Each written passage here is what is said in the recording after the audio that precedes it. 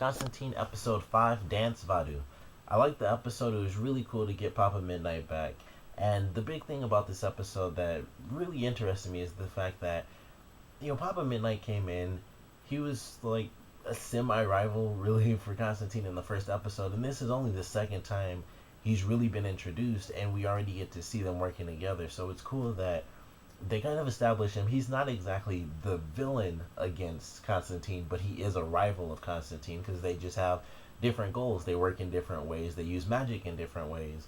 And we get to see those differences in this episode. It was really cool. We got to see the difference between, what Constantine does, which is a lot of different forms of magic that he just learns. He's a jack of all trades.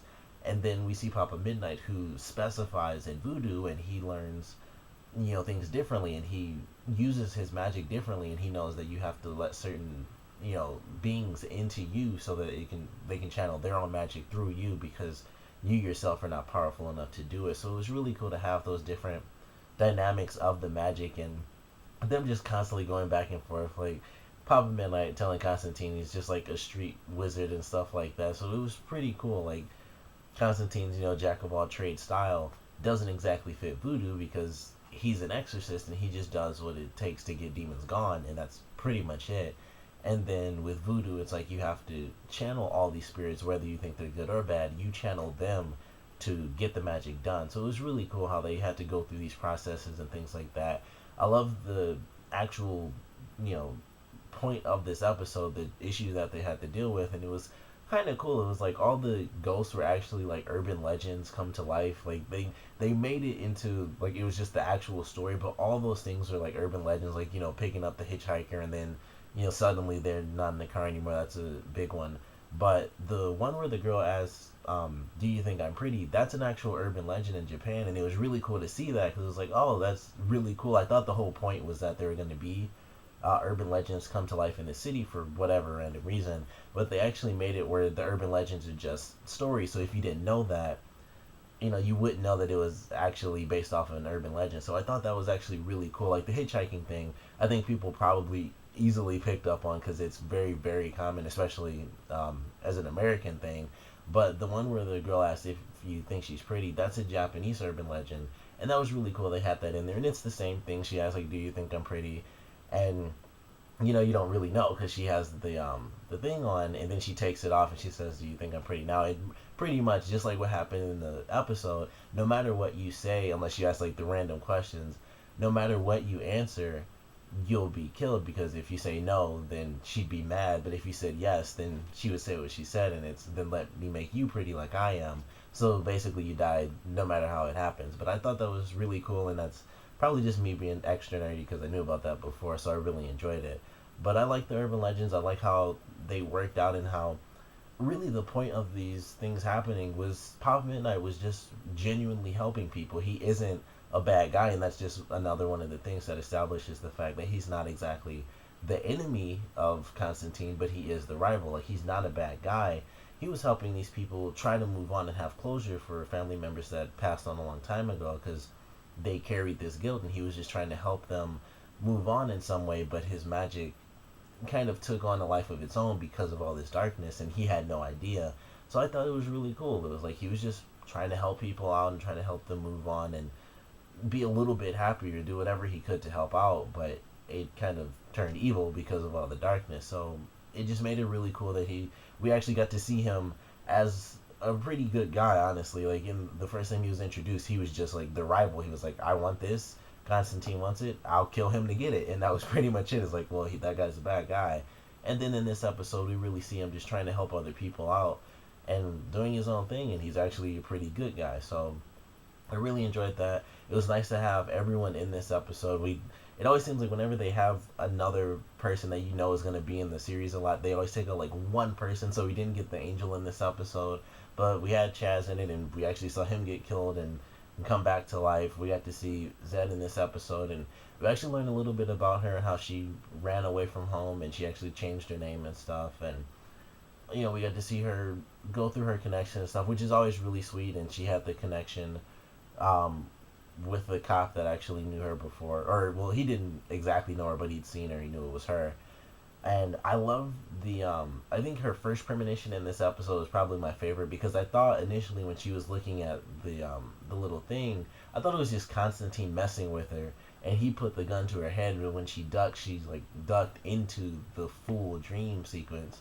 And I was like, oh, that's pretty cool. I thought it was just Constantine messing with her because he was like, hey, are you here? And then he just put a gun to her head to kind of distract her. And I thought he did that because the story was of a guy that was shooting a bear, so it kind of just fit in line. Like, oh, he's just doing this to try to snap her out of it. But I thought that was really cool. It's probably my favorite one just because of the fact that they could easily do it. They didn't need special effects. It was just put a gun next to her head, and then when she sees it, she ducks, and then the next scene is just, oh, she's fully in the sequence. So that was pretty cool. But I liked the episode. It was nice to see Papa Midnight in there. I love the way they used him, where we really got to see him as a good guy and learn a lot of different things about him. We got to learn that, um, Constantine said some pretty harsh stuff to him after he admittedly said some harsh stuff to Constantine about sending Astra to hell, and he was like, well, at least it wasn't my own sister. So, we got a millisecond of backstory for that, but it was pretty interesting and just learning his dynamics for using magic and how he follows certain things. And Constantine's kind of just, I do whatever I got to do to get these demons, gone.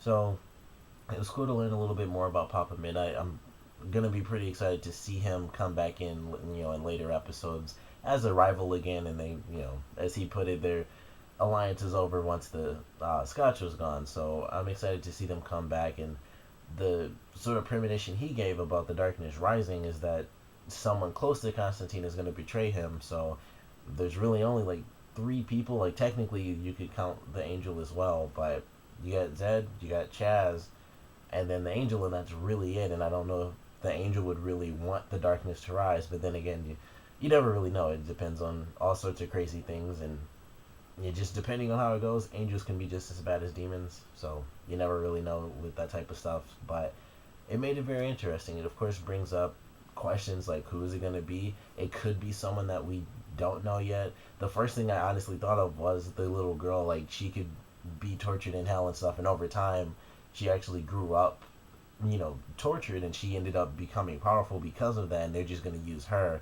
But when Papa Midnight said it would be someone who would betray him, that's when it's like, okay, it's someone who's actually around him that he trusts, compared to someone who he didn't exactly betray, but he kind of failed in the past. So when he specifically said it's someone who will betray you, I was like, okay, it kind of changed my guess on them actually using the girl against him, because he'd be fairly weak. That's like his big crippling thing, is when he thinks about how he felt like that, it kind of takes him down a peg a little bit. So I'm excited to see how they play that route. I feel like they aren't really going to use that for a long time. It probably won't even be this season, even though the point is the darkness rising. I feel like they're going to save that for a little bit later. Maybe, if they do it this season, it'll probably be much later in the season, closer towards the end, just to have like those last great couple of episodes. But I'm excited to see how things play out.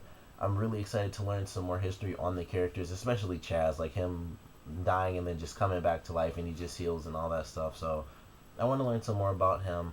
I don't know if they're gonna bring that cop back in a future episode, or what was going on with him and Zed at the end. I don't know if that was just, she saw basically a premonition that he was gonna die very soon, like death was around him because he was gonna die like very, very soon. I don't know if that's exactly what that was, or if he's like some demon thing himself and he's already dead, and that's why that's like that. It's like a demon inside of him. But I would love it if they explored that, because of course they did it at the end of the episode, so it's like that brings up some interesting questions. But that's what I really want to see. Like, as much as I want to know about Chaz and how he comes back, I want to know if it is as simple as, oh, that guy's just gonna die soon, or if it's because he's kind of infested with a demon, which would be like dark magic and all the stuff we got to see, all the green swirls and all that. But love the episode. Of course, I'm excited for next week's episode. Papa Midnight, like I said, was good. Getting to see more about him, see him as not just the villain. He was like just, a guy trying to help other people out, and then he still ended up, kind of doing some bad stuff, which was, of course, by accident. Really cool to get that dynamic, and just everything they had in this episode, excuse me, I think was really well done, and the expansions on the characters, whether it was minor, like what we had with Zed and how she ran away, or if it was pretty big revelations, even though it was done in small bits, like what they did with Papa Midnight and his sister. But good episode, of course. Comment below, let me know what you guys thought about it, your favorite parts, your least favorite parts, and what do you guys think the stuff was that Zed saw around the cop? Like, is it because he's gonna die? Is it because he is actually already dead and there's just a demon in his body? Like, what do you guys think the answer to that actually is? And if you've read the comics and that's in the comics a lot and you know what it is, I don't mind if you spoil it, because I'm sure they're gonna give an answer, and it seems like it would be something fairly simple. But if you think if it is like a super huge spoiler, then you know, just put like super huge spoiler before you put exactly what it's supposed to be. But of course, comment below, let me know, and thanks for watching.